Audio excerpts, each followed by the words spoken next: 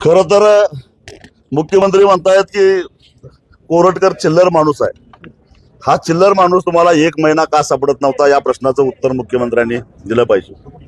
खरं तर कोरटकर असो, सोलापूरकर असो, अशा प्रकारची माणसं जाणीवपूर्वक त्यांना वादग्रस्त वक्तव्य करण्यासाठी पेरली गेलेली आहेत.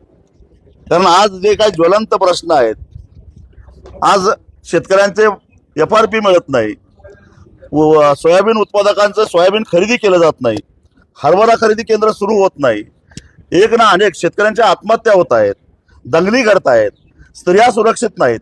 हे सारे जनसामान्यांचे जे काही प्रश्न आहेत त्या प्रश्नावर भलतीकडेच लोकांना वळवण्यासाठी संवेदनशील विषयाला स्पर्श करून लोकांची माती भडकवायची आणि आपलं अपयश लपवायचं हेच याच्या पाठीमागचं कारस्थान आहे. आणि हे कोरटकर असतील किंवा सोलापूरकर असतील ही